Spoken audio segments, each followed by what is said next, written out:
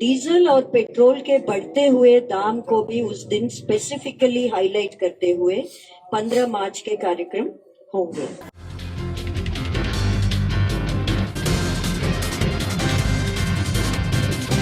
Hello, नमस्कार।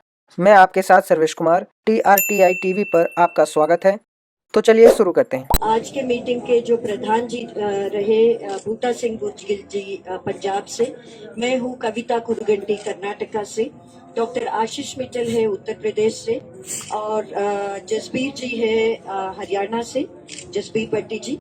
और हाँ, इतने लोग आज के प्रेस कॉन्फ्रेंस में हैं। मैं बूटा सिंह जी को माइक दे रही हूँ। सारे प्रेस वाले साथियों का बहुत बहुत धन्यवाद ਜਿਹੜਾ ਸਾਡੇ ਪ੍ਰੋਗਰਾਮ ਨੂੰ ਲਗਾਤਾਰ ਲੋਕਾਂ ਤੱਕ ਲਿਜਾਣ ਦੇ ਲਈ ਵੱਡਾ ਯੋਗਦਾਨ ਪਾ ਰਹੇ ਆ। ਅਸੀਂ ਸੰਯੁਕਤ ਮੋਰਚੇ ਵੱਲੋਂ ਉਹਨਾਂ ਦਾ ਧੰਨਵਾਦ ਕਰਦੇ ਹਾਂ। ਅੱਜ ਸੰਯੁਕਤ ਮੋਰਚੇ ਦੀ ਮੀਟਿੰਗ ਹੋਈ ਹੈ। ਮੀਟਿੰਗ ਦੇ ਵਿੱਚ ਅਸੀਂ ਕਈ ਪ੍ਰੋਗਰਾਮ ਐਲਾਨੇ ਆ। ਸਭ ਤੋਂ ਪਹਿਲਾਂ 15 ਮਾਰਚ ਨੂੰ ਡੀਜ਼ਲ ਪੈਟਰੋਲ ਗੈਸ ਜਿਹੜੀ ਅਸਮਾਨਾਂ ਨੂੰ ਛੂਹ ਰਹੀ ਹੈ, ਆਮ ਲੋਕਾਂ ਦੀ ਪਹੁੰਚ ਤੋਂ ਬਾਹਰ ਹੁੰਦਾ ਜਾ ਰਿਹਾ। ਇਹਨਾਂ ਦੇ ਵਿਰੋਧ ਦੇ ਵਿੱਚ ਨਾਲ ਕਾਰਪੋਰੇਟ ਤੇ ਨਿੱਜੀਕਰਨ ਵਿਰੋਧੀ ਦਿਨ, ਖਾਸ ਕਰਕੇ ਜਿਹੜਾ ਰੇਲਵੇ ਦਾ ਨਿੱਜੀਕਰਨ ਹੋ ਰਿਹਾ, ਉਹ ਟ੍ਰੇਡ ਯੂਨੀਅਨਾਂ ਦੇ ਨਾਲ ਜਿਹੜੀਆਂ ਰੇਲਵੇ ਦੀਆਂ, ਉਹਨਾਂ ਨਾਲ ਮਿਲ ਕੇ ਅਸੀਂ ਉਹਨਾਂ ਦੀ ਪੂਰੀ ਸਪੋਰਟ ਕਰ ਰਹੇ ਹਾਂ। ਸਾਂਝਾ ਪ੍ਰੋਗਰਾਮ ਇਹ 15 ਤਰੀਕ ਨੂੰ ਅਸੀਂ ਕਰ ਰਹੇ ਹਾਂ। ਸਾਰੇ ਜਿਹੜੇ ਰੇਲਵੇ ਵਾਲੇ ਆ ਤੇ ਨਾਲ ਜਿਹੜੇ ਸਾਡੇ ਸੰਯੁਕਤ ਮੋਰਚੇ ਵਾਲੇ ਕਿਸਾਨ ਹੋਣਗੇ, ਉਹ ਰੇਲਵੇ ਸਟੇਸ਼ਨਾਂ ਤੇ ਜਾ ਕੇ ਉਹਨਾਂ ਨੂੰ ਬਣਾਇਆ ਹੋਇਆ ਵਿਰੋਧ ਕਰਨ ਦਾ, ਤੇ ਨਾਲ ਅਸੀਂ ਜਿਹੜੇ ਮੰਗ ਪੱਤਰ ਜਿੱਥੇ ਐਸਡੀਐਮ ਨੂੰ ਦਿੱਤਾ ਜਾਂਦਾ ਐਸਡੀਐਮ ਨੂੰ, ਤੇ ਜਿੱਥੇ ਡੀਸੀ ਨੂੰ ਦਿੱਤਾ ਜਾਂਦਾ ਡੀਸੀ ਨੂੰ, ਤੇ ਬਾਕੀ ਜੋ ਮੋਰਚੇ ਪੰਜਾਬ ਦੇ ਵਿੱਚ ਚੱਲ ਰਹੇ ਆ ਉਹਨਾਂ ਮੋਰਚਿਆਂ ਤੇ ਵੀ ਇਹ ਜਿਹੜਾ 15 ਮਾਰਚ ਹੈ ਡੀਜ਼ਲ ਗੈਸ ਪੈਟਰੋਲ ਤੇ ਨਿੱਜੀਕਰਨ ਦੇ ਵਿਰੁੱਧ ਇਹ ਦਿਨ ਅਸੀਂ ਮਨਾ ਰਹੇ ਹਾਂ। 17 ਮਾਰਚ ਨੂੰ ਸਾਂਝੀ ਇੱਕ ਮੀਟਿੰਗ ਅਸੀਂ ਸੱਦੀ ਹੈ, ਜਿਹਦੇ ਵਿੱਚ ਆਲ ਇੰਡੀਆ ਲੈਵਲ ਦੀਆਂ ਜਿਹੜੀਆਂ ਟ੍ਰੇਡ ਯੂਨੀਅਨ ਨਾਲ ਟਰੱਕ ਆਪਰੇਟਰ, ਬੱਸਾਂ ਵਾਲੇ,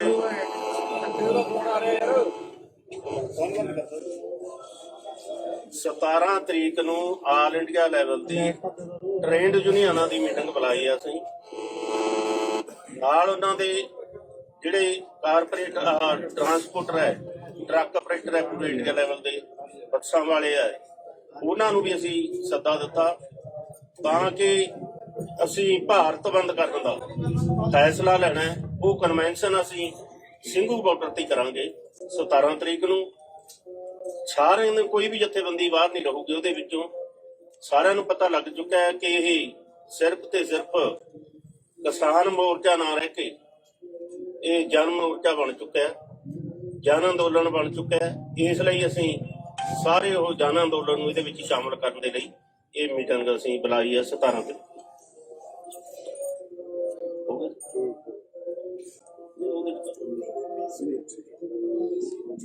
ਚਲੋ, ਇਹਦੀ ਡੇਟ ਜਿਹੜਾ ਭਾਰਤ ਬੰਦ ਕਰਨਾ ਅਸੀਂ ਉਹਦੀ 26 ਤਰੀਕ ਅਸੀਂ ਤੈਅ ਕੀਤੀ ਹੈ।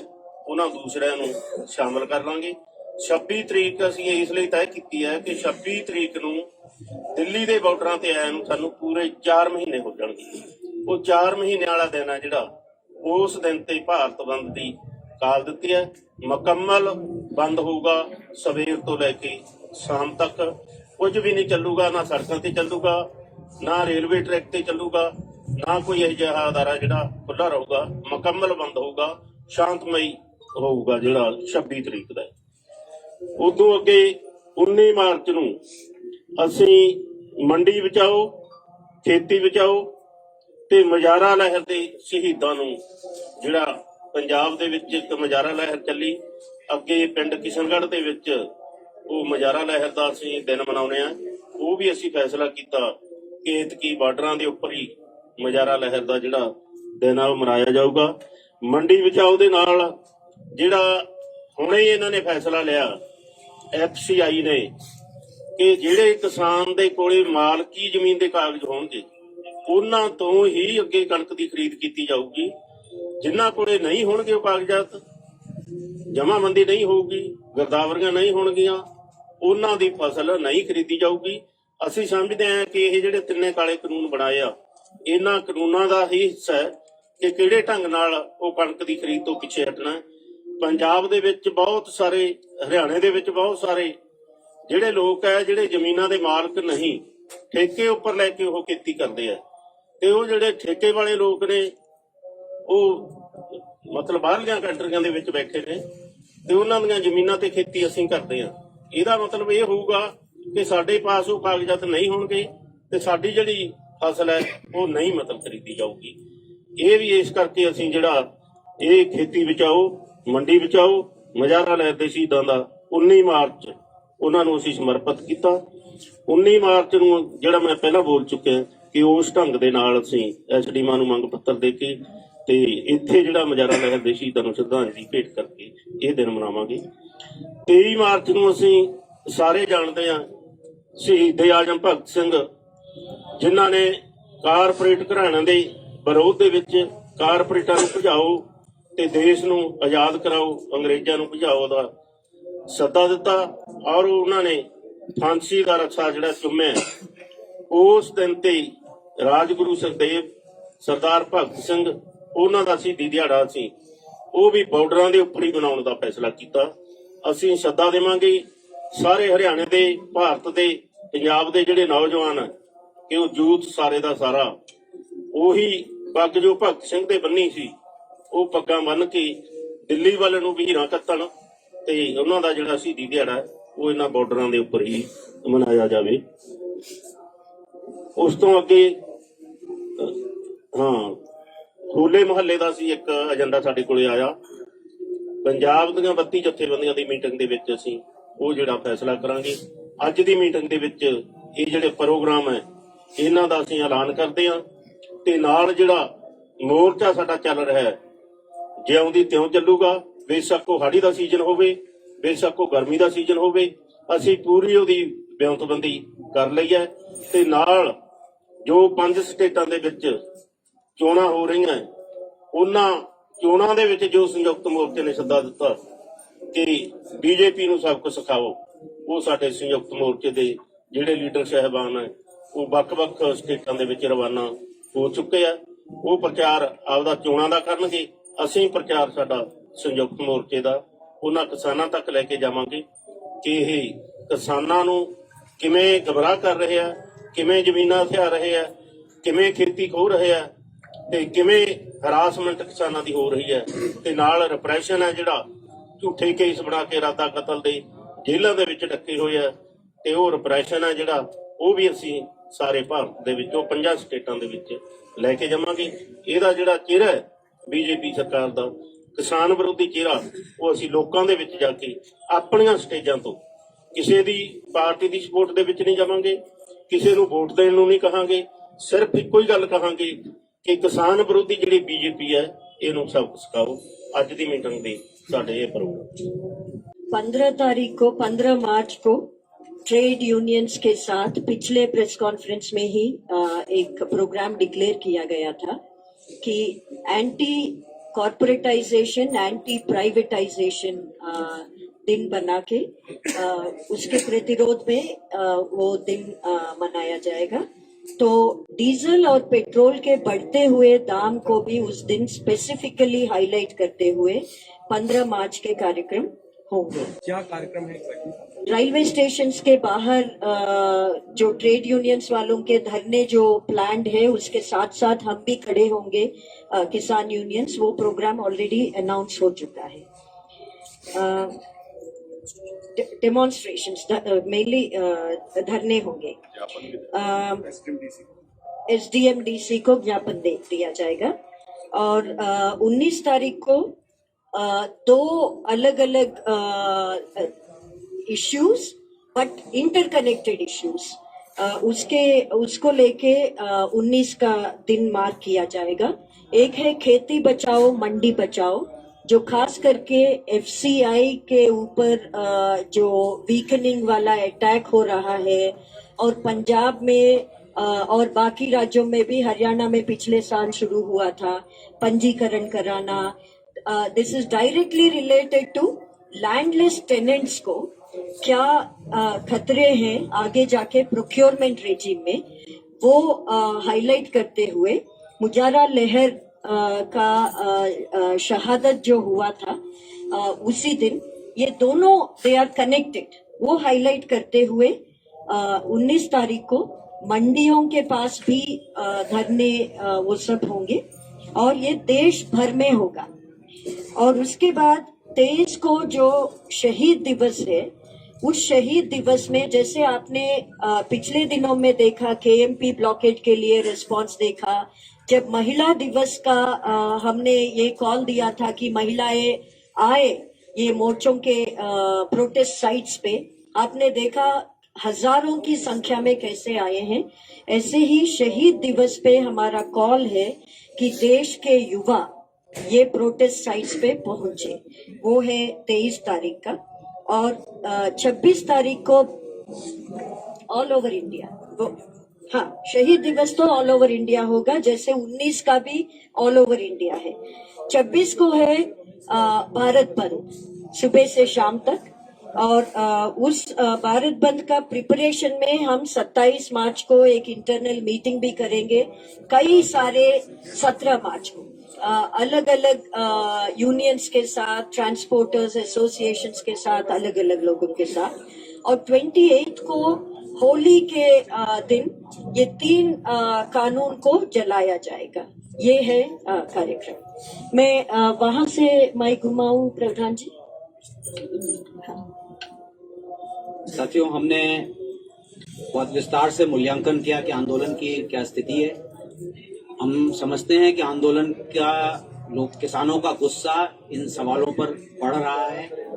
ये बात कही जाती है कि धरनों पे संख्या कम है, जो स्थिति काम की बढ़ रही है उसमें ऐसा दिख सकता है, लेकिन धीरे धीरे कई सारे कार्यक्रमों में, खासतौर से 23 तारीख को इन धरनों की संख्या बहुत तेजी से बढ़ेगी। मैं उत्तर प्रदेश से आपको बता दूं कि लगातार एक ट्रैक्टर यात्रा जो है तराई के इलाके में चल रही है। बहुत बड़ी बड़ी जनसभाएं और महापंचायतें उत्तर प्रदेश में हो रही हैं जो नहीं हो रही थी। लखनऊ के अंदर एक पक्का मोर्चा लगातार बैठा हुआ है, काकोरी के अंदर, पूर्वी उत्तर प्रदेश के अंदर बड़ी बड़ी महासभाएं हो रही हैं, इलाहाबाद में हुई, आज बलिया में हुई है। तो इस तरह से ये आंदोलन पूरे उत्तर प्रदेश के अंदर फैल रहा है, इस इलाके में जहां पर बहुत दमन था और आंदोलन के बढ़ने की स्थिति नहीं थी।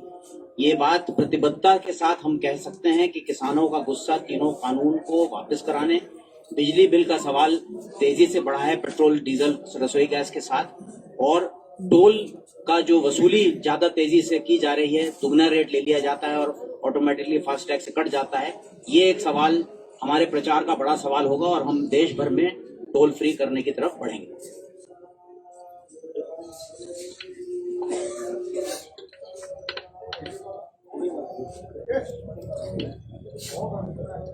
पंद्रह मार्च को डीजल और पेट्रोल के खिलाफ जो बढ़ती महंगाई, वीरेंद्र सिंह हुड्डा, राष्ट्रीय अध्यक्ष टोल हटाओ संघर्ष समिति, वे राष्ट्रीय महासचिव भारतीय किसान यूनियन केएस। तो मेरे प्रेस के भाइयों, 15 मार्च को डीजल पेट्रोल के खिलाफ जो है बढ़ती महंगाई और गैस के खिलाफ हम जो जितने ट्रेड यूनियन है उनके साथ हम कार्यक्रम में हिस्सा लेंगे, संयुक्त किसान मोर्चा।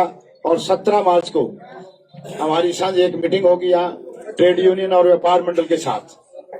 और 19 मार्च को खेती बचाओ और मंडी बचाओ अभियान। 26 मार्च को भारत बंद, चक्का जाम होगा और सभी ट्रेड यूनियन दुकानें सब बंद होंगी। हुड्डा साहब, आज अविश्वास प्रस्ताव लेके आई थी कांग्रेस, लेकिन वो गिर गया। परिचय करना। सॉरी, आज के प्रेस कॉन्फ्रेंस में डॉक्टर सुनीलम जी है, किसान संघर्ष समिति मध्य प्रदेश से। मैं माफी चाहती हूँ, आपको इंट्रोड्यूस नहीं किया उस टाइम में, सॉरी। सर, आज का जो मेजर घटनाक्रम है, खट्टर सरकार के खिलाफ जो अविश्वास प्रस्ताव आया था वो गिर गया सर, वो गिर गया। आप लोगों ने अपील की थी विधायकों से, बीजेपी जेजेपी के, उस पर एक रिएक्शन दे दीजिए। और दावा किया जा रहा था कि जब सरकार के खिलाफ ऐसा मत आएगा तो सरकार डेफिनेटली गिर जाएगी। साथियों, मैं विकासशील भारतीय किसान संघ समिति हरियाणा का प्रदेश का अध्यक्ष। आज हरियाणा के अंदर बड़ी घटना घटी, जो अविश्वास प्रस्ताव लाया गया था वो गिरा है। और कल हरियाणा के अंदर एक प्रोग्राम था कि हमने गांव गांव जाकर किसान और मजदूर ने सभी एमएलए से एक वोट की मांग की थी कि किसान के पक्ष में आप वोट करें, लेकिन उन लोगों ने किसान के पक्ष में वोट नहीं करे, केवल मात्र 32 वोट किसान के पक्ष में आए हैं। अभी जो है हरियाणा के संगठनों की तरफ से, हरियाणा के किसानों की तरफ से तो मैं निंदा करना चाहूंगा, जो साथी किसान की इस दुख की घड़ी में हमारे साथ नहीं खड़े हुए। और दूसरा, अभी विचार करेगा हरियाणा के किसान संगठन और मजदूर संगठन विचार करेंगे, जो साथी हमारे खिलाफ गए हैं उन साथियों के साथ कैसा बर्ताव हमने करना है, किस प्रकार का बहिष्कार हमने करना है। लेकिन इतना जरूर कहना चाहूंगा कि उनके साथ हम कठोर व्यवहार करने वाले हैं, क्योंकि हमने बिल्कुल झोली फैला करके उनसे वोट मांगे थे। उसके बावजूद भी अगर हमारे साथ नहीं खड़े, और पहली बार किसान मजदूर ने उनसे वोट मांगे थे, लेकिन उनकी संवेदना लगता है मुझे किसान के प्रति, मजदूर के प्रति बिल्कुल नष्ट हो चुकी है। और ये कहना चाहूंगा कि किसान और मजदूर इस बात का ध्यान रखें, जो साथी हमारे खिलाफ में थे कम से कम गांव के अंदर वो लोग अभी न घुस पाए। इसके अलावा एक बड़ी घटना हरियाणा के अंदर घटी, गांव सिवाया के अंदर संयुक्त किसान मोर्चे का आह्वान के ऊपर वहां के एक जो जुलाना से जो एमएलए हैं मस्जिद टांडा, उनका विरोध करते हुए कुछ साथियों का लड़ाई झगड़ा वहां हुआ, और उसमें कुछ किसान साथियों को, लगभग 6 किसान साथी हैं ये शिवा गांव के, उनके ऊपर 307 की धारा लगा करके नाजायज तरीके से मुकदमे दर्ज कर दिए। मैं आपके माध्यम से कहना चाहूंगा, हम उन सभी किसान साथियों के साथ खड़े हैं जो भी संयुक्त किसान मोर्चे के आह्वान पर किसी भी प्रोग्राम के अंदर भाग लेता है। और अब मैं सरकार को, हरियाणा सरकार को कहना चाहूंगा कि सरकार इस किसान आंदोलन को दबाने की, कुचलने की कोशिश ना करे। जितना आप आंदोलन को दबाएंगे उतना ही मुखर ये आंदोलन होने वाला है, और आगे जो भी हरियाणा के अंदर होगा वो आप लोग देखेंगे। बहुत दुखी है आज किसान, 281 किसान हमारे मर चुके हैं, उसके बावजूद भी ना तो एक शब्द बोल रहे हो, ना ही वो वोट भी नहीं दे सकते। कुछ किसान, जो कुछ एमएलए ये कह रहे थे कि हम इस्तीफा भी दे देंगे, लेकिन ये इस्तीफे की बात नहीं थी, केवल वोट की बात थी। वो जो छुपे हुए मुखौटा डाले हुए एमएलए थे, जो किसान और मजदूर को गुमराह कर रहे थे, इस अविश्वास प्रस्ताव के माध्यम से सारे किसान और मजदूर के सामने आके उनका असली चेहरा के बाद बीजेपी को कितना बल मिला है, क्योंकि किसान संगठन और विरोधी लगातार कह रहे थे कि सरकार गिर जाएगी, बीजेपी को पहला झटका हरियाणा से मिलेगा, तो अब बल तो मिलेगा ना कहीं ना कहीं बीजेपी की। देखिए, कोई बल नहीं मिल रहा, हमें कोई, वैसे भी हमें कोई उम्मीद नहीं है बीजेपी के नेताओं से किसी, क्योंकि जो एक शब्द बोलने के लिए तैयार नहीं, वो वोट भी नहीं दे सकता। लेकिन हमने नैतिकता दिखाई, उनसे हमारे बार वोट लिए, लाखों बार हमने वोट दिया उनको, लाखों वोट देके एमएलए बनाया, और वो वोट गिरने का अधिकार भी किसान और मजदूर ने दिया। उसके बावजूद भी हमने नैतिकता के आधार पर उनसे वोट की मांग की थी।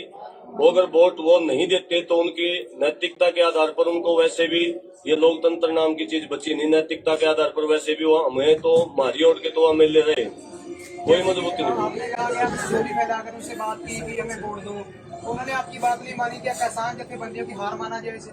बिल्कुल भी हार नहीं है किसान जत्थेबंदियों की, क्योंकि किसान जो है लगातार इस लड़ाई को लड़ेगा। और आने वाले समय में आप हरियाणा के अंदर देखोगे, पहले भी आपने देखा कि किसी एमएलए, किसी मंत्री, किसी मुख्यमंत्री की गांव के अंदर घुसने की जरूरत नहीं होती, और जो भी कोई मंत्री एमएलए घर से बाहर निकला है तो पुलिस फोर्स को लेकर निकलता है।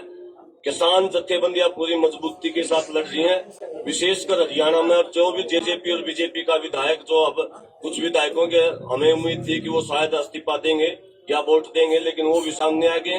अब और दुगनी तिगुनी मजबूती के साथ ये आंदोलन हरियाणा के अंदर होने वाला है, क्योंकि सरकार दबाव में नहीं है, ये पता लग रहा है इससे।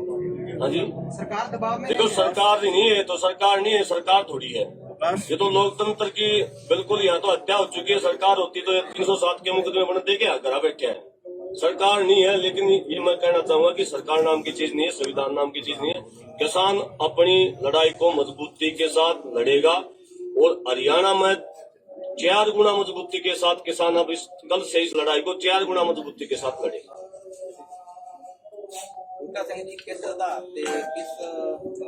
थोड़ा ਜਿਹਾ ਜੋ ਇਹਨਾਂ ਨੇ ਸਵਾਲ ਕਰਿਆ ਨਾ, ਦੇਖੋ ਇਸੇ ਨਾਲ ਹੀ ਜੁੜਿਆ ਸਵਾਲ ਆ ਜੀ, ਇਸੇ ਨਾਲ ਹੀ ਜੁੜਿਆ ਜੋ ਕਿਸਾਨ ਆਗੂ ਲਗਾਤਾਰ ਦਾਅਵਾ ਕਰ ਰਹੇ ਸੀ ਪਿਛਲੇ ਲੰਬੇ ਸਮੇਂ ਤੋਂ ਕਿ ਜੇਕਰ ਅਜਿਹਾ ਕੋਈ ਵਿਸ਼ਵਾਸ ਨਹੀਂ ਹੋਏਗਾ ਤਾਂ ਸਰਕਾਰ ਟੈਕਸ ਨਹੀਂ ਰਿਲੀਜ਼ ਦੇਗੀ। ਉਹਦੇ ਪਿੱਛੇ ਆਧਾਰ ਕੀ ਸੀ, ਉਹਦੇ ਪਿੱਛੇ ਜ਼ਮੀਨੀ ਹਕੀਕਤ ਸੀ ਕੀ ਸੀਗੀ ਕਿ ਜਿਹੜੀ ਅੱਜ ਜਾ ਕੇ ਮਿੱਟੀ ਵਿੱਚ ਰੁਲ ਗਈ। ਤੁਹਾਨੂੰ ਕੋਈ ਸੰਕੇਤ, ਤੁਹਾਡਾ ਕੋਈ ਵਿਸ਼ਵਾਸ ਤਾਂ ਹੋਵੇਗਾ ਜਿਹੜਾ ਕੌਨਫੀਡੈਂਸ ਤੁਸੀਂ ਕਹਿ ਰਹੇ ਸੀ ਵਾਰਨਾ ਸਰਕਾਰ ਡਿੱਗੇਗੀ ਕੋਈ ਨਹੀਂ ਪਤਾ ਉਹ ਕਿਸ ਆਧਾਰ ਤੇ ਕਹਿ ਰਹੇ ਸੀ? ਹਵਾਈ ਗੱਲਾਂ ਸੀ, ਧਰਾਤਲ ਨਹੀਂ ਪਛਾਣੀ ਗਈ ਸੀ ਤੁਹਾਡੇ ਤੋਂ? ਦੇਖੋ ਸਾਡਾ ਕੰਮ ਹੁੰਦਾ ਅਸਲ ਦੇ ਵਿੱਚ ਆਪਣਾ ਪ੍ਰਚਾਰ ਲੈ ਕੇ ਜਾਣਾ। ਹੁਣ ਸਵਾਲ ਜੁੜ ਜੂਗਾ ਜਾ ਕੇ 5 ਸਟੇਟਾਂ ਦੇ ਨਾਲ। ਅਗਰ ਉੱਥੇ ਬੀਜੇਪੀ ਜਿੱਤ ਜਾਂਦੀ ਹੈ ਤਾਂ ਤੁਸੀਂ ਫੇਰ ਇਹ ਸਵਾਲ ਕਰਨਾ ਕਿ ਕਿਸਾਨ ਸੰਯੁਕਤ ਮੋਰਚੇ ਦੀ ਹਾਰ ਹੋਗੀ। ਸਵਾਲ ਹਾਰ ਦਾ ਨਹੀਂ ਹੈ, ਸਵਾਲ ਉਹਨਾਂ ਦੇ ਵਿਰੋਧ ਦੇ ਵਿੱਚ ਲੋਕਾਂ ਨੂੰ ਗੱਲ ਕਹਿਣ ਦਾ, ਆਪਣੇ ਮੋਰਚੇ ਦੇ ਨਾਲ ਜੋੜਨ ਦਾ। ਇਹੀ ਹਰਿਆਣੇ ਦੇ ਵਿੱਚ ਜਿਵੇਂ ਪੰਜਾਬ ਦੇ ਵਿੱਚ ਪਹਿਲਾਂ ਸ਼ੁਰੂ ਹੋਇਆ ਸੀ, ਜੇ ਹਰਿਆਣੇ ਦੇ ਵਿੱਚ ਐਡਵਾਂਸ ਸ਼ੁਰੂ ਹੋਇਆ ਹੁੰਦਾ ਤਾਂ ਫਿਰ ਜਾਂਦੀ। ਵੱਡੀਆਂ ਰੈਲੀਆਂ ਜਿਹੜੀਆਂ ਆਰਗੇਨਾਈਜ਼ ਕੀਤੀਆਂ ਗਈਆਂ ਵੀ ਉਹਦੀ ਲੱਗਦਾ ਆਊਟਪੁੱਟ ਨਿਕਲੂਗੀ ਹੁਣ ਜਾਂ ਕੀ ਕਿਹਾ ਜਾ ਸਕਦਾ? ਕਿਉਂਕਿ ਵੱਡੀਆਂ ਰੈਲੀਆਂ ਹਰਿਆਣੇ ਦੇ ਵਿੱਚ ਬਹੁਤ ਸਾਰੀਆਂ ਮਹਾਂਪੰਚਾਇਤਾਂ ਹਰਿਆਣੇ ਚ ਹੋਈਆਂ, ਲੇਕਿਨ ਤੁਸੀਂ ਕਹਿੰਦੇ ਹੋ ਕਿ ਲੋਕਾਂ ਨੂੰ ਜੋੜਨ ਦੀ ਗੱਲ ਕੀਤੀ ਜਾਵੇ। ਇਹਦਾ ਮਤਲਬ ਹਰਿਆਣਾ ਦਾ ਹਜੇ ਬਹੁਤ ਸਾਰਾ ਹਿੱਸਾ ਇਹੋ ਜਿਹਾ ਹੈਗਾ ਜਿਹੜਾ ਨਹੀਂ ਜੁੜਿਆ ਧਰਨੇ ਦੇ ਨਾਲ ਜਾਂ ਅੰਦੋਲਨ ਨਾਲ। ਅਸੀਂ ਕੋਸ਼ਿਸ਼ ਕਰ ਰਹੇ ਹਾਂ ਕਿ ਹਰਿਆਣਾ ਔਰ ਪੰਜਾਬ ਦੇ ਵਿੱਚ ਇਹ ਵੱਡੀਆਂ ਮਹਾਂਪੰਚਾਇਤਾਂ ਨਾ ਹੋਣ। ਜਿੱਥੇ ਅਜੇ ਅੰਦੋਲਨ ਨਹੀਂ ਭਖਿਆ ਉੱਥੇ ਜ਼ਿਆਦਾ ਲੋੜ ਲੱਗਦੀ ਹੈ ਸਾਨੂੰ। ਉੱਧਰ ਨੂੰ ਅਸੀਂ ਜਾ ਰਹੇ ਹਾਂ, ਵੱਡੀਆਂ ਮਹਾਂਪੰਚਾਇਤਾਂ ਉੱਧਰ ਨੂੰ ਕਰ ਰਹੇ ਹਾਂ, ਲੋਕਾਂ ਨੂੰ ਨਾਲ ਜੋੜ ਰਹੇ ਹਾਂ। ਤੁਸੀਂ ਇਹਨੂੰ ਐਂ ਨਾ ਦੇਖੋ ਕਿ ਮੋਰਚਾ ਹਫ਼ਤੇ ਨੂੰ ਖਤਮ ਹੋਣ ਵਾਲਾ। ਅਸੀਂ ਇਸ ਨਾਲ ਨਹੀਂ ਬੈਠੇ। ਅਸੀਂ ਜਦ ਤੱਕ ਪੂਰੇ ਭਾਰਤ ਦੇ ਵਿੱਚ ਫੈਲਦਾ ਨਹੀਂ ਤੇ ਮੋਦੀ ਸਰਕਾਰ ਝੁਕ ਨਹੀਂ ਜਾਂਦੀ ਉਦੋਂ ਤੱਕ ਬੈਠੇ ਆ। ਕੋਈ ਕਾਹਲ ਨਹੀਂ ਹੈ ਸਿੰਘ ਜੀ ਰਹਿ ਕੇ ਨਹੀਂ। ਹੁਣ ਪਿਛਲੀ ਸਾਰੇ ਦਾਅਵਾ ਕੀਤਾ ਹੈ ਇਸਦਾ ਕਿ ਪੂਰੇ ਦੇਸ਼ ਭਰ ਵਿੱਚ ਅੰਦੋਲਨ ਭਖ ਚੁੱਕਿਆ, ਲੋਕ ਜਾਗਰੂਕ ਹੋ ਚੁੱਕੇ ਹੋ। ਤੁਸੀਂ ਕਹਿ ਰਹੇ ਹੋ ਕਿ ਹਜੇ ਭਖਿਆ ਨਹੀਂ ਗਾ। ਔਰ ਦੂਸਰਾ ਸਵਾਲ ਇਹ ਆ, ਬੀਜੇਪੀ ਲਗਾਤਾਰ ਕਹਿੰਦੀ ਹੈ ਕਿ ਕੁਝ ਪੋਲੀਟੀਕਲ ਪਾਰਟੀਆਂ ਨੂੰ ਫਾਇਦਾ ਦੇਣ ਦੇ ਲਈ ਸੰਯੁਕਤ ਕਿਸਾਨ ਮੋਰਚੇ ਦੇ ਲੀਡਰ ਜਿਹੜੇ ਕਿ 5 ਸੂਬਿਆਂ ਦੇ ਵਿੱਚ ਜਾ ਰਹੇ ਨੇ। ਜੇਕਰ ਹਰਿਆਣਾ ਦੇ ਵਿੱਚ ਏਡੀ ਵੱਡੀ ਲਾਮਬੰਦੀ ਦੇ ਬਾਵਜੂਦ ਤੁਹਾਡੇ ਉਹ ਨਹੀਂ ਹੋ ਸਕਿਆ ਕੰਮ, ਤਾਂ ਤੁਹਾਨੂੰ ਕਿਵੇਂ ਲੱਗਦਾ ਕਿ ਦੂਜੇ ਸੂਬੇ ਵੀ ਤੁਹਾਡੇ ਅਗੇਂਸਟ ਬੀਜੇਪੀ ਵੋਟ ਕਰ ਸਕਦੇ ਨੇ? ਇੱਥੇ ਤੁਸੀਂ ਕਹਿੰਦੇ ਹਰਿਆਣਾ ਨਹੀਂ ਜਾਗਿਆ ਸੀ, ਇੱਕ ਪਾਸੇ ਕਹਿੰਦੇ ਹਰਿਆਣਾ ਪੂਰੀ ਤਰ੍ਹਾਂ ਉੱਠ ਕੇ ਨਾਲ ਆ ਗਿਆ। ਹਰਿਆਣਾ ਦਾ 25 ਨਵੰਬਰ ਤੋਂ ਹੀ ਬੈਰੀਕੇਡ ਹਟਾਉਣ ਦੇ ਵਿੱਚ ਜਾਗਿਆ ਹੋਇਆ। ਦੇਖੋ ਸੁਣੋ, ਕੋਸ਼ਿਸ਼ ਕਰੋ ਇਹ ਗੱਲ ਨੂੰ। ਜਿਹੜੀ ਸਰਕਾਰ ਬਣਦੀ ਹੈ ਅਸੀਂ ਠੋਕ ਵਜਾ ਕੇ ਕਹਿੰਦੇ ਹੁੰਦੇ ਕਿ ਕਿਸਾਨਾਂ ਦੇ ਪੱਖ ਦੇ ਵਿੱਚ ਨਹੀਂ ਬਣਦੀ, ਇਹ ਲਟੇਰਿਆਂ ਦੇ ਪੱਖ ਦੇ ਵਿੱਚ ਬਣਦੀਆਂ ਸਰਕਾਰਾਂ, ਕਿਸੇ ਦੀ ਵੀ ਬਣਦੀ। ਤੁਸੀਂ ਐਂ ਕਿਉਂ ਦੇਖਦੇ ਹੋ ਕਿ ਅੱਜ ਮਤਲਬ ਜਿਹੜੇ ਚੁਣ ਕੇ ਭੇਜੇ ਸੀ ਅੱਜ ਉਹ ਕਿਸਾਨਾਂ ਦੇ ਬਣ ਜਾਣਗੇ? ਬਿਲਕੁਲ ਨਹੀਂ ਬਣਨਗੇ। ਉਹਨਾਂ ਤੇ ਦਬਾਅ ਹੁੰਦਾ ਹੈ। ਦਬਾਅ ਦੇ ਵਿੱਚ ਜਿਵੇਂ ਪੰਜਾਬ ਸਰਕਾਰ ਨੇ ਫੈਸਲੇ ਕੀਤੇ ਆ, ਦਬਾਅ ਜਦੋਂ ਬਣ ਜਾਂਦਾ ਉਹ ਫੈਸਲੇ ਕਰ ਲੈਂਦੇ ਆ। ਬੀਜੇਪੀ ਕੀ ਕਹਿੰਦੀ ਹੈ? ਬੀਜੇਪੀ ਤਾਂ ਬਹੁਤ ਕੁਝ ਕਿਹਾ ਹੈ। ਨਕਸਲ ਉਹਨੇ ਕਿਹਾ, ਪਰਜੀ ਵੀ ਉਹਨੇ ਕਿਹਾ, ਖਾਲਸਤਾਨੀ ਉਹਨੇ ਕਿਹਾ, ਵਿਚੋਲਗੇ ਉਹਨੇ ਕਿਹਾ। ਕੀ ਨਹੀਂ ਕਿਹਾ ਬੀਜੇਪੀ ਨੇ? ਸਾਨੂੰ ਬੀਜੇਪੀ ਬਹੁਤ ਕੁਝ ਕਹਿੰਦੀ ਹੈ। ਪਰ ਸਰ ਗੁਰਨਾਮ ਸਿੰਘ ਚਨੂਨੀ ਜੀ ਪਹਿਲਾਂ ਜਿਵੇਂ ਹਰਿਆਣਾ ਦੇ ਲੀਡਰਾਂ ਨਾਲ ਮੀਟਿੰਗਾਂ ਕਰ ਰਹੇ ਸੀ, ਤੁਹਾਨੂੰ ਨਹੀਂ ਲੱਗਦਾ ਕਿ ਉਹਨਾਂ ਨੂੰ ਰੋਕਿਆ ਗਿਆ ਗਲਤ ਰਿਹਾ? ਜੇ ਨਾ ਰੋਕਿਆ ਜਾਂਦਾ ਸ਼ਾਇਦ ਅੱਜ ਫੈਸਲੇ ਹੋਰ ਹੋ ਸਕਦੇ, ਤੁਹਾਡੇ ਹੱਕ ਦੇ ਵਿੱਚ ਆ ਸਕਦੇ। ਦੇਖੋ, ਜੋ ਕੋਈ ਅਸੂਲ ਬਣਾਉਂਦਾ ਨਾ, ਨੀਤੀ ਪਾਲਿਸੀ ਬਣਦੀ ਆ, ਉਹਦੇ ਤੇ ਪਹਿਰਾ ਦੇਣਾ ਬਹੁਤ ਜ਼ਰੂਰੀ ਹੈ ਸਾਡੇ ਲਈ। ਸਾਡੇ ਲਈ ਜੇ ਇੱਕ ਦੋ ਥਾਵਾਂ ਤੇ ਕਿਤੇ ਹਾਰ ਹੋ ਜੂ, ਏਡੀ ਵੱਡੀ ਗੱਲ ਨਹੀਂ ਹੈ। ਵੱਡੀ ਗੱਲ ਸੰਯੁਕਤ ਮੋਰਚਾ ਇੱਕ ਰਹਿੰਦਾ ਜਾਂ ਨਾ ਰਹਿੰਦਾ, ਸਭ ਤੋਂ ਵੱਡੀ ਗੱਲ ਪੋਲੀਟੀਕਲ ਬੰਦੇ ਦੀ ਗੱਲ ਹੁੰਦੀ ਹੈ ਜੀ। ਹਨਨ ਮੌਲਾ ਜੀ ਕਿਹਾ ਗਿਆ, ਜਿਵੇਂ ਵੀਰ ਦਾ ਕੁਐਸਚਨ ਸੀ ਉਹਦੇ ਨਾਲ ਜੁੜੇ ਕੁਐਸਚਨ ਹੈ ਵੀ ਪੋਲੀਟੀਕਲ ਲੋਕਾਂ ਨਾਲ ਜਦੋਂ ਮੀਟਿੰਗ ਕੀਤੀ ਜਾਂਦੀ ਹੈ ਤੇ ਜੀ ਨੂੰ ਵਰਜਾ ਜਾਂਦਾ, ਸਸਪੈਂਡ ਕਰ ਦਿੱਤਾ ਜਾਂਦਾ ਇੱਕ ਵਾਰ। ਹੁਣ ਲੋਕ ਆਵਾਜ਼ ਚੁੱਕ ਰਹੇ ਆ ਵੀ ਹਨਨ ਮੌਲਾ ਜੀ ਵੀ ਪੋਲੀਟੀਕਲ ਨੇ ਜਾਂ ਹੋਰ ਜ਼ਿਆਦਾ ਨੂੰ ਲੈ ਕੇ ਵੀ ਵਾਰ-ਵਾਰ ਗੱਲ ਚੁੱਕੀ ਜਾਂਦੀ ਹੈ, ਉੱਥੇ ਕੀ ਸਪਸ਼ਟੀਕਰਨ? ਦੇਖੋ, ਪੋਲੀਟੀਕਲ ਤਾਂ ਅਸੀਂ ਸਾਰੇ ਹਾਂ, ਕਦੇ ਨਹੀਂ ਕਹਿੰਦੇ ਅਸੀਂ ਗੈਰ ਸਿਆਸੀ। ਅਸੀਂ ਕਿਸਾਨਾਂ ਨੂੰ, ਲੋਕਾਂ ਨੂੰ ਜਨ ਅੰਦੋਲਨ ਬਣਾ ਕੇ ਲੁੱਟ ਤੋਂ ਬਚਾਉਣਾ ਸਾਡੀ ਸਿਆਸਤ ਹੈ। ਇਹਨਾਂ ਨੇ ਵੋਟਾਂ ਲੈ ਕੇ ਰਾਜ ਕਰਕੇ ਲੋਕਾਂ ਨੂੰ ਲੁੱਟਣਾ ਤੇ ਕਾਰਪੋਰੇਟ ਘਰਾਣੇ ਦੇ ਪੱਖ 'ਚ ਪਹੁੰਚਣਾ ਉਹਨਾਂ ਦੀ ਸਿਆਸਤ ਹੈ। ਅਸੀਂ ਕਦੋਂ ਕਹਿੰਦੇ ਅਸੀਂ ਗੈਰ ਸਿਆਸੀ? ਪਰ ਉਹ ਦੋ ਨਾਮ ਵੋਟਾਂ ਦੀ ਸਿਆਸਤ। ਅਸੀਂ ਕਹਿੰਦੇ ਹਾਂ ਕਿ ਜਿਹੜੀਆਂ ਪੋਲੀਟੀਕਲ ਪਾਰਟੀਆਂ ਜਿਹੜੀਆਂ ਚੋਣਾਂ ਲੜ ਰਹੀਆਂ ਉਹਨਾਂ ਨੂੰ ਸਟੇਜ ਦੇ ਨੇੜੇ ਨਹੀਂ ਲੱਗਣ ਦੇਵਾਂਗੇ, ਉਹਨਾਂ ਨੂੰ ਇਹਦੀ ਵਰਤੋਂ ਨਹੀਂ ਕਰਨ ਦੇਵਾਂਗੇ, ਸਿਆਸੀ ਰੋਟੀਆਂ ਨਹੀਂ ਸਿੱਟਣ ਦੇਵਾਂਗੇ। ਸਵਾਲ ਇਹ ਆ, ਸਭ ਨੂੰ ਪਤਾ ਕਿ ਪੱਛਮੀ ਬੰਗਾਲ ਦਾ ਧੁਰਾ ਜਿਹੜਾ ਹੈਗਾ ਉਹ ਹੈਗਾ ਕਮਿਊਨਿਸਟ ਹੈਗਾ, ਉੱਥੇ ਜਿਹੜੇ ਖੱਬੇ ਪੱਖੀ ਬੋਲਬਾਲਾ ਰਿਹਾ ਹੁਣ ਤੱਕ ਹੈਗਾ। ਤਾਂ ਹੁਣ ਇਸ ਲਈ ਜਿਹੜੀਆਂ ਉੱਥੇ ਬੈਕ ਬਣਾਉਣ ਦੀ ਕੋਸ਼ਿਸ਼ ਕੀਤੀ ਜਾ ਰਹੀ ਕਿ ਉੱਥੇ ਸੈੱਟ ਬੈਕ ਨਾ ਲੱਗੇ ਉਹ ਵੋਟ ਨੂੰ। ਇਸ ਲਈ ਜ਼ਿਆਦਾਤਰ ਪ੍ਰੈਸ਼ਰ ਸੰਯੁਕਤ ਕਿਸਾਨ ਮੋਰਚੇ ਤੇ ਉਹਨਾਂ ਲੀਡਰਾਂ ਦਾ, ਇੱਥੇ ਜਿਹੜੇ ਲੀਡਰਾਂ ਦਾ ਪਿਛੋਕੜ ਜਾਂ ਹੁਣ ਵੀ ਜਿਹੜੇ ਅਵੇਲੇਬਲ ਜਿਹੜੇ ਉਹ ਖੱਬੇ ਪੱਖੀਆਂ ਨਾਲ ਉਹ ਕਹਿੰਦੇ ਆ ਕਿ ਅਸੀਂ ਉੱਥੇ ਜਾ ਕੇ ਸਾਨੂੰ ਇਹੋ ਜਿਹੇ ਪ੍ਰੋਗਰਾਮ ਕਰਨੇ ਚਾਹੀਦੇ ਨੇ। ਕਿ ਲੱਗਦਾ ਕਿ ਕਿਤੇ ਨਾ ਕਿਤੇ ਇੱਕ ਵਾਰ ਫਿਰ ਦੇਸ਼ ਦੀ ਰਾਜਨੀਤੀ ਵਿੱਚ ਉਹ ਖੱਬੇ ਪੱਖੀ ਜਿਹੜੀ ਚਾਰਧਾਰਾ ਡਾਊਨ ਹੋ ਗਈ ਜਾਂ ਸੈਟਬੈਕ ਲੱਗਾ, ਉਹਨੂੰ ਬਚਾਉਣ ਦੀ ਕੋਸ਼ਿਸ਼ ਹੋ ਰਹੀ ਹੈ ਸੰਯੁਕਤ ਕਿਸਾਨ ਮੋਰਚੇ ਦੇ ਬਹਾਨੇ। ਦੇਖੋ, ਕਿਸੇ ਲੋਕਾਂ ਦਾ ਇਹ ਨਿੱਜੀ ਤੌਰ ਤੇ ਕਿਸੇ ਦਾ ਵਿਚਾਰ ਹੋ ਸਕਦਾ ਹੈ। ਸੰਯੁਕਤ ਮੋਰਚੇ ਦਾ ਅਜਿਹਾ ਕੋਈ ਵਿਚਾਰ ਨਹੀਂ ਹੈ ਕਿ ਇਹਨੂੰ ਪੋਲੀਟੀਕਲ ਰੰਗਤ ਦਿੱਤੀ ਜਾਵੇ। ਮੈਂ ਪਹਿਲਾਂ ਹੀ ਸਪਸ਼ਟ ਕਰ ਚੁੱਕਿਆ ਕਿ ਜਿਹੜੇ ਵੀ ਦੂਸਰੀਆਂ ਸਟੇਟਾਂ ਵਿੱਚ ਅਸੀਂ ਗਏ ਹਾਂ, ਉਹਨਾਂ ਦਾ ਮਨੋਰਥ ਇਹ ਨਹੀਂ ਹੈ ਕਿ ਕਿਸੇ ਦੀ ਸਪੋਰਟ ਕਰਨਾ। ਮਨੋਰਥ ਅਸੀਂ ਠੋਕ ਕੇ ਹਰਾ ਸਕਦੇ ਹਾਂ ਆਪਦੀ ਗੱਲ ਲਿਜਾ ਕੇ, ਸਾਨੂੰ ਪੂਰਾ ਮੌਕਾ ਮਿਲ ਜੇ। ਹੁਣ ਤਾਂ ਸਾਨੂੰ ਸਮਾਂ ਥੋੜਾ ਮਿਲਿਆ। ਪੰਜਾਬ ਦੇ ਵਿੱਚ ਅਜਿਹਾ ਕੁਝ ਹੁੰਦਾ ਹੋਵੇ ਤਾਂ ਅਸੀਂ ਕਹਿ ਸਕਦੇ ਸੀ, 5 ਮਹੀਨੇ ਹੋ ਗਏ ਸੀ ਚੱਲਦਿਆਂ ਨੂੰ ਉੱਥੇ। ਪਰ ਜਿੱਥੇ ਅਜੇ ਅੰਦੋਲਨ ਹੋਣੇ ਹੀ ਗਿਆ, ਤੁਸੀਂ ਕਿਹਾ ਕਿ ਪਹਿਲਾਂ ਵੀ ਤੁਸੀਂ ਕਿਹਾ ਭਾਰਤ ਪੱਧਰ ਤੇ ਫੈਲ ਗਿਆ। 737 ਜ਼ਿਲ੍ਹੇ ਆ, 700 ਜ਼ਿਲ੍ਹੇ ਦੇ ਵਿੱਚ ਟ੍ਰੇਨਾਂ ਰੁਕ ਜਾਣਗੀਆਂ। ਇਹ ਛੋਟੀ ਗੱਲ ਥੋੜਾ। ਹੁਣ ਪਤਾ ਲੱਗੂਗਾ 26 ਤਰੀਕ ਨੂੰ ਇਹੋ ਜਿਹਾ ਬੰਦ ਹੁੰਦਾ। ਅਸੀਂ ਅੱਜ ਵੀ ਕਹਿੰਦੇ ਹਾਂ ਕਿ ਠੋਕ ਵਜਾ ਕੇ ਮੁਕੰਮਲ ਬੰਦ ਹੋਊਗਾ। ਫਿਰ ਥੋੜਾ ਜਿਹਾ ਸਵਾਲ ਨਿਕਲ ਆਉਣਾ ਕਿ ਜੀ ਫਲਾਨਾ ਪਾਸਾ ਜਿਹਾ ਰਹਿ ਗਿਆ। ਦੇਖੋ, ਵੱਖ-ਵੱਖ ਸਟੇਟਾਂ ਦੇ ਵਿੱਚ ਵੱਖ-ਵੱਖ ਕੰਮ ਧੰਦੇ ਆ। ਕਿਤੇ ਵਾਢੀ ਸ਼ੁਰੂ ਹੋ ਗਈ ਹੈ, ਕਿਤੇ ਅਜੇ 20 ਦਿਨਾਂ ਨੂੰ ਹੋਣੀ ਹੈ। ਇਹ ਸਾਰਾ ਕੁਝ ਨਾ ਚੱਲ ਜਾਂਦਾ ਹੁੰਦਾ। ਸਾਥੋਂ ਪੰਜਾਬ ਹੀ ਨਹੀਂ ਲੋਟ ਆਉਂਦਾ। 3 ਜ਼ੋਨਾਂ ਦੇ ਵਿੱਚ ਵੰਡਿਆ ਹੋਇਆ। ਅਸੀਂ ਝੋਨਾ ਲਾ ਲੈਂਦੇ ਹਾਂ, ਦੂਜੇ ਅਜੇ ਵਿਹਲੇ ਬੈਠੇ ਹੁੰਦੇ ਆ। ਅਸੀਂ ਕਹਿੰਦੇ ਐਜੀਟੇਸ਼ਨ ਕਰੀ, ਉਹ ਕਹਿੰਦੇ ਹੁੰਦੇ ਅਸੀਂ ਬਾਸਮਤੀ ਲਾਉਂਦੇ ਆ। ਇਹ ਥੋੜ੍ਹੀਆਂ ਜਿਹੀਆਂ ਪ੍ਰੋਬਲਮਾਂ ਹੈਗੀਆਂ। ਇਹ ਤਾਂ ਭਾਰਤ ਬਹੁਤ ਵੱਡਾ ਕਿਤੇ ਰਹਿ ਵੀ ਸਕਦਾ। ਹੁਣ ਜਿੱਥੇ ਇਲੈਕਸ਼ਨਾਂ ਹੋ ਰਹੀਆਂ ਉੱਥੇ ਪੂਰਾ ਸਾਰੇ ਹੀ ਆਪਾਂ ਜਾਣਦੇ ਆ ਕਿ ਇੱਕ ਵਾਰ ਜਿਹੜਾ ਚੋਣ ਬੁਖਾਰ ਹੈ ਉਹ ਸਾਰਿਆਂ ਨੂੰ ਚੜ ਜਾਂਦਾ ਹੈ। ਇਸ ਕਰਕੇ ਕਿਤੇ ਫਰਕ ਰਹਿ ਸਕਦਾ। ਜਿਹੜੇ 700 ਜਿਹੜੇ ਤੁਸੀਂ ਗੱਲ ਕੀਤੀ ਆ, ਕੋਈ ਆંકੜੇ ਹੈਗੇ ਨੇ ਇਹਦੇ ਸੰਯੁਕਤ ਕਿਸਾਨ ਮੋਰਚੇ ਦੇ ਕੋਲ? ਕਿਉਂਕਿ ਯੂਪੀ ਦੇ ਵਿੱਚ ਨਹੀਂ ਬੰਦ ਕੀਤਾ ਗਿਆ, ਉੱਤਰਾਖੰਡ ਦੇ ਵਿੱਚ ਰੇਲਾਂ ਨਹੀਂ ਰੋਕੀਆਂ ਗਈਆਂ, ਦਿੱਲੀ ਦੇ ਵਿੱਚ ਨਹੀਂ ਰੋਕੀਆਂ ਗਈਆਂ, ਤਾਂ ਇਹ ਤਾਂ ਹੈ ਨਹੀਂ ਕਿ 3 ਰਾਜਾਂ ਦੇ ਵਿੱਚ 36 ਜ਼ਿਲ੍ਹੇ ਨੇ। ਸਾਨੂੰ ਅੰਕੜੇ ਦੱਸਣ ਵਾਲਾ ਮੀਟ ਗਿਆ ਸੀ, ਕਿਹੜਾ ਉੱਥੇ ਜਾ ਕੇ ਨਹੀਂ, ਪਰ ਤੁਹਾਡੇ ਕੋਲ 700 ਜਿਹੜੇ ਪਹੁੰਚੇ ਨੇ, ਹਾਂ, ਕਿਤੇ ਪਹੁੰਚੇ ਹੋਣਗੇ। ਸਾਡੇ ਸੰਯੁਕਤ ਮੋਰਚੇ ਦੀ ਮੀਟਿੰਗ ਦੇ ਵਿੱਚ ਇਹ ਅੰਕੜਾ ਪਹੁੰਚਿਆ ਕਿ 700 ਜ਼ਿਲ੍ਹਿਆਂ ਦੇ ਵਿੱਚ ਵੰਡ। ਤੁਸੀਂ ਕਿਹਾ ਵੀ ਅਸੀਂ ਜਿਹੜੇ ਆ ਸਿਆਸੀ ਜਿਹੜਾ ਭਾਰਤ ਬੰਦ ਹੈ, ਦਿੱਲੀ ਦੇ ਵਿੱਚ, ਦਿੱਲੀ ਦੇ ਅੰਦਰ ਜਾਓਗੇ ਕਿ ਨਹੀਂ ਜਾਓਗੇ? ਕਿਉਂਕਿ 26 ਤੋਂ ਬਾਅਦ ਦਿੱਲੀ ਤੋਂ ਕਿਨਾਰਾ ਕਰਕੇ ਬੈਠੇ। ਕਿਉਂਕਿ ਜਦੋਂ 6 ਫਰਵਰੀ ਨੂੰ ਉਹਦੇ ਕਹਿੰਦੇ ਦਿੱਲੀ ਨਾ ਦੇਖੋ, ਇਹ ਕਹਿਣਾ ਕਿ 26 ਤੋਂ ਬਾਅਦ ਤੁਸੀਂ ਕਿਨਾਰਾ ਬੈਠੋ। ਅਸੀਂ ਹੁਣ ਤੱਕ ਐਮਪੀ ਰੋਕ ਕੇ ਹਟੇ ਹਾਂ। ਇਹ ਨਹੀਂ ਕਹਿਣਾ ਚਾਹੀਦਾ ਕਿ ਉਦੋਂ ਬਾਅਦ ਕਿਨਾਰਾ ਕੀਤਾ ਹੋਇਆ। ਅਸੀਂ ਸੁਣੋ ਨਾ, ਮੇਰੀ ਗੱਲ ਸੁਣੋ। ਅਸੀਂ ਇਹਨਾਂ ਬਾਰਡਰਾਂ ਨੂੰ ਨਹੀਂ ਖਾਲੀ ਕਰਨਾ ਚਾਹੁੰਦੇ ਕਿਸੇ ਵੀ ਹਾਲਤ ਦੇ। ਸਦਾ ਭਾਰਤ ਪੱਧਰ ਦਾ ਹੋ ਸਕਦਾ, ਅਸੀਂ ਬਾਰਡਰ ਬਿਲਕੁਲ ਨਹੀਂ ਖਾਲੀ ਕਰਨਾ ਚਾਹੁੰਦੇ। ਇਹ ਸਾਡਾ ਇੱਕ ਮਨੋਰਥ ਹੈ ਕਿ ਬਾਰਡਰਾਂ ਨੂੰ ਖਾਲੀ ਨਾ ਕੀਤਾ ਜਾਏ। ਤੁਹਾਡੇ ਜਿਹੜਾ ਅੰਦੋਲਨ ਦਾ ਅਸਰ ਉਹ ਦਿੱਲੀ ਦੇ ਅੰਦਰ ਹੋਊਗਾ ਕਿ ਨਹੀਂ? ਰਾਜਧਾਨੀ ਤੇ ਹੋਊਗਾ, ਰਾਜਧਾਨੀ ਵਿੱਚ ਹੋਊਗਾ। ਚੱਕਾ ਜਾਮ ਜਿਹੜਾ 4 ਘੰਟੇ ਦਾ ਸੀ ਉਹ ਵੀ ਤੁਸੀਂ ਨਹੀਂ ਕਰਨਾ। ਦੇਖੋ, ਐਮਪੀ ਦੇ ਉੱਪਰਲਾ ਰੋਡ ਦੇਖੋ, ਥੱਲੋਂ ਵਾਲਾ ਚੱਲਦਾ ਪਿਆ ਸੀ। ਦੇਖੋ, ਮੀਡੀਆ ਨੂੰ ਨਵੀਂ ਗੱਲ ਚੰਗੀ ਲੱਗਦੀ ਹੁੰਦੀ ਹੈ। ਅਸੀਂ ਇਹਨੂੰ ਲੰਬਾ ਚਲਾਉਣਾ, ਅਸੀਂ ਦਿੱਲੀ ਦੇ ਵਿੱਚ ਵੜਨਾ, ਅਸੀਂ ਪਾਰਲੀਮੈਂਟ ਤੱਕ ਜਾਣਾ, ਪਰ ਅਸੀਂ ਸਮਾਂ ਲੱਗੂਗਾ ਉਹਨੂੰ। ਤੁਹਾਨੂੰ ਐ ਕਿ ਕੱਲ ਨੂੰ ਖਾਣਾ ਲਾਦ ਕੇ ਜਿਹੜਾ ਤੁਹਾਡਾ ਪਾਰਲੀਮੈਂਟ ਤੱਕ ਜਾਣਾ, ਉਹ ਕੈਪਸਾ ਵਾਲਾ ਲੱਖਾਂ ਟਰੈਕਟਰ ਲੈ ਕੇ ਜਾਣਾ, ਗੱਦੇ ਲਾਉਣ ਵਾਲਾ ਜਾਣਾ, ਕੋਈ ਵੱਖਰਾ ਜਾਣਾ? ਦੇਖੋ, ਇਹ ਅਜੇ ਪਲਾਨ ਨਹੀਂ ਕੀਤਾ ਸੀ। ਮੈਂ ਕਹਿ ਰਿਹਾ ਕਰਾਂਗੇ ਕਹਿ ਰਹੇ ਲੱਖਾਂ ਟਰੈਕਟਰ ਲੈ ਜਾਵਾਂਗੇ, ਉਹ ਹੋ ਸਕਦਾ ਹੋਵੇ। ਉਹ ਕਿਸੇ ਦਾ ਵਿਅਕਤੀਗਤ ਹੋ ਸਕਦਾ। ਜੇ ਸੰਯੁਕਤ ਮੋਰਚੇ ਦੀ ਇਹ ਫੈਸਲਾ ਨਹੀਂ ਹੈ ਕਿ ਅਸੀਂ ਲੱਖਾਂ ਟਰੈਕਟਰ ਸਵਾਲ ਦਾ ਜਿਹੜਾ ਪਾਰਲੀਮੈਂਟ ਮੇਰੇ ਸਾਥੀ ਨੇ ਪੁੱਛਿਆ, ਤੁਸੀਂ ਉਸ ਜਵਾਬ ਦਾ ਤਸੱਲੀ ਬਖਸ਼ ਨਹੀਂ ਦੇ ਪਾਏ।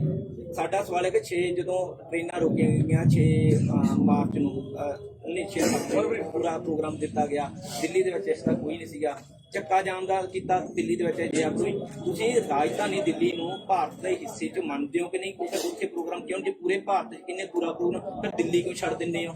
ਇਹਦੇ ਪਿੱਛੇ ਕਾਰਨ ਕੀ ਹੈ? ਦਿੱਲੀ ਕਿਉਂ ਛੱਡ ਦਿੰਦੇ ਹੋ? ਜੇ ਚੱਕਾ ਜਾਮ ਦਿੱਲੀ ਦੇ ਵਿੱਚ ਕਿਉਂ ਨਹੀਂ ਹੋ ਸਕਦਾ ਸੀ? ਰੇਲਾਂ ਦਿੱਲੀ ਦੇ ਵਿੱਚ ਕਿਉਂ ਨਹੀਂ ਰੁਕੀਆਂ? 26 ਨੂੰ ਅਸੀਂ ਦਿੱਲੀ ਦੇ ਵਿੱਚ ਗਏ ਆ। ਸਾਨੂੰ ਤੁਸੀਂ ਇਹ ਕਹਿ ਨਹੀਂ ਸਕਦੇ ਕਿ ਨਹੀਂ ਇਹ ਜਾਂਦੇ। ਤੋਂ ਬਾਅਦ ਦੇ ਪ੍ਰੋਗਰਾਮ ਸੁਣੋ ਨਾ, 26 ਤੋਂ ਬਾਅਦ ਤੁਹਾਨੂੰ ਕਿੰਨੀ ਪਤਾ ਕਿ ਹਾਲਤ ਕਿਹੋ ਜੀ ਬਣੀ ਆ। ਉਹ ਹਾਲਤ ਵੀ ਸੰਭਾਲਣੀ ਸੀ ਨਾ। ਇੱਕ ਵਾਰ ਜਿਹੜਾ ਮੋੜ ਆਇਆ, ਗੱਡੀ ਲੀਹੋਂ ਲੈਂਦੀ ਸੀ, ਨਹੀਂ ਲੈਣ ਦਿੱਤੀ ਅਸੀਂ। ਇਹ ਸੰਭਲ ਕੇ ਇੱਕ ਪਾਲਸੀ ਸੀ ਬੀਜੇਪੀ ਦੀ ਪੂਰੀ ਕਿ ਇਹਨੂੰ ਲੀਹੋਂ ਲਾ ਕੇ, ਇਹਨੂੰ ਹਿੰਦੂ ਸਿੱਖ ਦਾ ਮਸਲਾ ਬਣਾ ਕੇ ਇੱਥੇ ਦਿੱਲੀ ਦੇ ਵਿੱਚ ਦੰਗੇ ਕਰਾ ਦਈਏ ਤੇ ਜੇ 84 ਯਾਦ ਕਰਾ ਦਈਏ। ਅਸੀਂ 84 ਮੁੜ ਨਹੀਂ ਦੁਹਰਾਉਣ ਦਿੱਤਾ। ਉਸ ਤੋਂ ਬਾਅਦ ਕੋਸ਼ਿਸ਼ਾਂ ਕੀਤੀਆਂ ਇਹਨਾਂ ਨੇ 2-3 ਦਿਨ, ਫਿਰ ਵੀ ਅਸੀਂ ਮਤਲਬ ਉਹ ਤੋਂ ਚਕੰਨੇ ਰਹੇ, ਨਹੀਂ ਬਣ ਦਿੱਤਾ ਉਹ। ਦੇਖੋ, ਉਹ ਹਾਲਤ ਨੂੰ ਸਾਂਭਣਾ ਹੁੰਦਾ ਹੈ। ਕੋਈ ਹਾਲਤ ਜਿਹੇ ਬਣ ਜਾਂਦੇ। ਜਿਹੜਾ ਬੰਦ ਹੋਊਗਾ ਉਹ ਦਿੱਲੀ ਦੇ ਵਿੱਚ ਬੰਦ ਹੋਊਗਾ ਜਾਂ ਨਹੀਂ ਹੋਊਗਾ? ਦਿੱਲੀ 'ਚ ਵੀ ਸਾਰਾ ਮਾਰਚ ਤਾਂ ਹਮਾਰੀ ਮਾਫ ਪੱਕਾ ਨਹੀਂ ਹਲੇ ਕੋਸ਼ਿਸ਼ ਦਿੱਲੀ ਦੇ ਵਿੱਚ ਬੰਦ ਹੋਊਗਾ ਜਾਂ ਜਿਹੜਾ ਨਹੀਂ ਬਣਾਉਣਾ, ਅਸੀਂ ਬਣਾਉਣਾ, ਬਣਾਵਾਂਗੇ, ਕੋਸ਼ਿਸ਼ ਕਰਾਂਗੇ। ਤਾਂ ਇੱਕ ਮੇਰਾ ਹੋਰ ਸਵਾਲ ਆ ਜੀ, ਜਿੱਦਾਂ ਤੁਸੀਂ ਕਿਹਾ ਵੀ ਸਰਕਾਰ ਸਟੇਜ ਤੋਂ ਵੀ ਸਾਰਾ ਦਿਨ ਹੀ ਕਹਿੰਦੇ ਨੇ ਵੀ ਸਰਕਾਰ ਡਰੀ ਹੋਈ ਆ, ਕੰਬ ਗਈ ਆ, ਥੋੜਾ ਨੇੜੇ ਆ। हम लोग प्रोग्राम्स के ऊपर बात करते हैं। ਅਸੀਂ ਪ੍ਰੋਗਰਾਮ ਨਹੀਂ, ਅਸੀਂ ਪ੍ਰੋਗਰਾਮ ਦੀ ਗੱਲ ਕਰ ਰਹੇ। ਮੇਰਾ ਸਵਾਲ ਇਹ ਹੈ, ANI ਨੇ ਸੋਰਸ ਹੈਗਾ, 2 ਮੁੰਡੇ ਜਿਹੜੇ ਆ ਸਿੱਖ ਨੌਜਵਾਨ ਬੀਤੀ ਰਾਤ ਹੀ ਚੁੱਕੇ ਆ ਲਾਲ ਕਿਲ੍ਹੇ ਦੀ ਘਟਨਾ 'ਚ, ਤਾਂ ਕੀ ਪ੍ਰਭਾਵ ਆ? ਪਿਛਲੀਆਂ ਦੀਆਂ ਜਮਾਨਤਾਂ ਹੋਈਆਂ ਨਹੀਂ, ਪੁਲਿਸ ਨਵੇਂ ਬੰਦੇ ਚੱਕ ਰਹੀ ਆ, ਤਾਂ ਸਰਕਾਰ ਕਿੰਨੀ ਕੁ ਡਰੀ ਹੋਈ? ਸਰਕਾਰ ਡਰ ਚੁੱਕੀ ਆ। ਅਸੀਂ ਇਹ ਕਹਿੰਦੇ ਜਦੋਂ ਸਰਕਾਰ ਡਰੀ ਹੋਈ ਤਾਂ ਉਦੋਂ ਇਹ ਕਾਨੂੰਨ ਰੱਦ ਕਰੂਗੀ। ਸਾਡਾ ਸਵਾਲ ਨਹੀਂ ਸਰਕਾਰ ਡਰੀ ਹੋਈ ਹੈ, ਅਸੀਂ ਤਾਂ ਕਹਿੰਦੇ ਅੜੀ ਹੋਈ ਹੈ। ਅੜੀ ਵਾਲੇ ਵਤੀਰਾ ਫਰਜ਼ਾਂ ਦੇ ਖਿਲਾਫ ਕਿਸੇ ਰਾਜੇ ਦਾ, ਕਿਸੇ ਪ੍ਰਧਾਨ ਮੰਤਰੀ ਦਾ ਅਜਿਹਾ ਵਤੀਰਾ ਨਹੀਂ ਹੋਣਾ ਚਾਹੀਦਾ ਜੇ ਅਪਣਾ ਰਹੀ ਹੈ ਬੀਜੇਪੀ। ਮੇਰਾ ਸਵਾਲ ਇਹ ਹੈ ਜੀ, ਪੁਲਿਸ ਅਜੇ ਵੀ ਮੁੜ ਤੋਂ ਮੁੰਡੇ ਚੁੱਕਣ ਦੀ ਜਿਹੜੀ ਪ੍ਰਕਿਰਿਆ ਇਹਨਾਂ ਨੇ ਸ਼ੁਰੂ ਕਰਤੀ ਹੈ ਤੇ ਤੁਸੀਂ ਕੀ ਕਹਿੰਦੇ? ਦੇਖੋ ਪੁਲਿਸ ਦਾ ਕੰਮ ਕੀ ਹੈ? ਪੁਲਿਸ ਦਾ ਕੰਮ ਤਾਂ ਜਿਹੜੇ ਬੰਦੇ ਨਾ ਘਰੋਂ ਖੇਤ ਤੇ ਖੇਤੋਂ ਘਰ ਸਾਰੀ ਉਮਰ ਜਾਂਦੇ ਰਹੇ ਉਹਨਾਂ ਨੂੰ ਨੋਟਿਸ ਗਏ ਹੋਇਆ। ਜਿਹੜੇ ਦਿੱਲੀ ਦਾ ਨਾਮ ਵੀ ਨਹੀਂ ਜਾਣਦੇ, ਬਾਰਡਰ ਕੀ ਹੈ, ਟਿਕਰੀ ਬਾਰਡਰ ਕੀ ਹੈ, ਉਹਨਾਂ ਨੂੰ ਵੀ ਨੋਟਿਸ ਗਏ ਹੋਇਆ ਕਿ ਤੁਸੀਂ ਲਾਲ ਕਿਲੇ ਤੇ ਕਿਉਂ। ਇਹ ਹੁਣ ਪੁਲਿਸ ਦਾ ਕੰਮ ਹੈ, ਪੁਲਿਸ ਨੇ ਝੂਠ ਦੇ ਪਲੰਦੇ ਬਣਾਉਣੇ ਹੁੰਦੇ ਆ, ਝੂਠੇ ਚੱਕ ਕੇ ਦਹਿਸ਼ਤ ਪਾਉਣੀ ਹੁੰਦੀ ये ਆ। अनएक्सपेक्टेड नहीं है। FIR में एंड थाउजेंड्स अननोन ऐसा लिखा हुआ था तो और लोगों को, मगर सिर्फ 7 लोग बचे हैं, उनका भी बेल एप्लीकेशन मूव किया। पर मैडम उन्होंने और उठाने शुरू कर दिए हैं, रात को उठाए हैं। हमको एक्सपेक्टेड है वो ਨਹੀਂ तो ਪੁਲਿਸ ਨੇ ਤਾਂ ਕੰਮ ਹੁੰਦਾ, ਪੁਲਿਸ ਨੇ ਚੱਕਣੀ ਹੈ। ਪੁਲਿਸ ਸਾਡੇ ਸਾਰਿਆਂ ਦੇ ਪਰਚੇ ਆ, ਜਿਹੜਾ ਦਾਇਰ ਚੱਕਣਗੇ। ਹਾਂ ਤਾਂ ਜਿਹੜੇ ਪਹਿਲਾਂ ਜੇਲ੍ਹ 'ਚ ਗਏ ਸੀ 115 ਜਣਾਂ ਦੀਆਂ ਜ਼ਮਾਨਤਾਂ ਹੋ ਚੁੱਕੀਆਂ ਨੇ। ਪੁਲਿਸ ਨੇ ਹਜ਼ਾਰਾਂ ਅਣਪਛਾਤਿਆਂ ਦੇ ਜਿਹੜੇ ਪਰਚੇ ਦਰਜ ਕੀਤੇ ਨੇ। ਪੁਲਿਸ ਦਾ ਕੰਮ ਹੀ ਇਹ ਹੈ। ਤਾਂ ਜਿਹੜੇ 12 ਵਜੇ ਤੱਕ ਲਾਪਤਾ ਦਾ ਪਤਾ ਨਹੀਂ ਲੱਗਿਆ, ਉਹਨਾਂ ਦੇ ਕੀ, ਉਹਨਾਂ ਦੇ ਵਾਲੀ ਵਾਰਸਾਂ ਨੂੰ ਕੀ ਜਵਾਬ ਦੇਣਗੇ? ਉਹਨਾਂ ਦੇ ਪਰਿਵਾਰਾਂ ਨੂੰ ਅਸੀਂ ਮਿਲ ਕੇ, ਠੀਕ ਹੈ, ਜਿਹੜੀ ਅਸੀਂ ਲੀਗਲ ਕਮੇਟੀ ਵੱਲੋਂ ਹੈਗਾ ਕਿ 12 ਨਹੀਂ 4 ਸਾਡੇ ਕੋਲ ਸਿਰਫ ਜਿਹੜੇ 4 ਨਾਮ ਨੇ। परसों पंगू साहब ने 12 नाम बोले। नहीं, 10 है, 6 पंजाब से, 4 हरियाणा से, 10 है। तो मगर जो अरेस्टेड वालों को रिलीज करने का काम में सिर्फ 7 है, उन 7 का बेल एप्लीकेशन भी मूव किया गया। ਬੁਲਾਇਆ ਉਹਨਾਂ ਪਰਿਵਾਰਾਂ ਨੂੰ, ਬੁਲਾਇਆ। ਉਹਨਾਂ ਦੇ ਪਰਿਵਾਰਾਂ ਨਾਲ ਮਿਲ ਕੇ ਉੱਥੇ ਹੈਵੀਐਸ ਕਾਰਪਸ ਦੀ ਰੇਟ ਹੋ ਸਕਦੀ ਜਾਂ ਹੋਰ ਜਿਹੜਾ ਲੀਗਲ ਵੀ ਹੋ ਸਕਦਾ ਕੱਢਾ। ਦੇਖੋ ਤੁਸੀਂ ਪੁਲਿਸ ਦੀ ਕਾਰਵਾਈ ਨੂੰ ਜਿਵੇਂ ਠੀਕ ਹੁੰਦਾ ਨਾ ਐ ਮੰਨ ਲੈਂਦੇ ਹੋ। ਤੁਸੀਂ ਤਾਂ ਜਾਣਦੇ ਹੋ ਨਾ ਤਿੰਨੇ। ਇੱਕ ਮਿੰਟ ਸੁਣੋ ਨਾ, ਮੇਰੇ ਤੇ 3 FIR ਦਰਜ ਕੀਤੇ 26 ਤਰੀਕ ਨੂੰ। ਗਾਜੀਪੁਰ ਵੀ ਇਹ ਸੀਗਾ, ਉੱਥੇ ਪੁਲਿਸ ਤੇ ਹਮਲਾ ਕੀਤਾ। ਸਿੰਘੂ ਬਾਰਡਰ ਤੇ ਸੀ, ਉੱਥੇ ਪੁਲਿਸ ਨੇ ਹਮਲਾ ਕੀਤਾ। ਟਿਕਰੀ ਬਾਰਡਰ ਸੀ। ਮੇਰੇ ਕੋਲ ਕਿਹੜਾ ਹੈਲੀਕਾਪਟਰ ਦਿੱਤਾ ਸੀ ਮੋਦੀ ਨੇ ਮੈਨੂੰ ਜਾਂ ਪੁਲਿਸ ਨੇ ਕਿ ਹੈਲੀਕਾਪਟਰ ਚੜਿਆ ਜਾ ਕੇ ਉੱਥੇ ਹਮਲਾ ਕਰਤਾ। ਇਹ ਤਾਂ ਬਾਤ ਦੇ ਬਤੰਗੜ ਝੂਠ ਦੇ ਪਲੰਦੇ ਪੁਲਿਸ ਨੇ ਬਣਾਉਣੇ। मैं इसमें जोड़ना चाहता हूं कि हम लोग जो भाजपा हराओ और कॉरपोरेट को सबक सिखाओ, क्योंकि जो पूरा संघर्ष है वो कॉरपोरेट के साथ है। एक तरफ मोदी सरकार के साथ है जिसने कानून लाया, दूसरी तरफ कॉरपोरेट के साथ है जिसके इशारे पर ये कानून लेके आया। तो उसको लेकर के पश्चिम बंगाल के अंदर भी 6 सभाएं हैं, उसके अंदर साथी जा रहे हैं संयुक्त किसान मोर्चे के, और फिर आसाम के अंदर भी जा रहे हैं। ये एक बात कहना चाहता हूं। दूसरी बात ये कहना चाहता हूं कि पूरे देश में तमाम लोगों ने मिट्टी सत्याग्रह का एक योजना बनाई है और वो मिट्टी लेकर के अपने अपने गांव की यहाँ पर आकर के जो किसान यहाँ पर शहीद हुए हैं उनका शहीद स्मारक बनाने का उन्होंने संकल्प लिया है। वो मिट्टी लेकर के आ रहे हैं। गांधी जी ने जो 12 मार्च से 6 अप्रैल तक का जो किया था दांडी मार्च, उनसे प्रेरणा लेकर के 100 साल पहले जो असहयोग आंदोलन हुआ था उससे प्रेरणा लेकर के लोग चले हैं। उसकी केवल आपको मैं सूचना देने का काम कर रहा हूं। मध्य प्रदेश के अंदर संयुक्त संघर्ष मोर्चे ने ये तय किया है कि वो ये सभी कार्यक्रम करेगा। 52 जिलों के अंदर संयुक्त मोर्चा सक्रिय है और वहां पर ज्ञापन देने का काम भी किया जाएगा। मैं आपसे एक बात और जोड़ना चाहता हूं।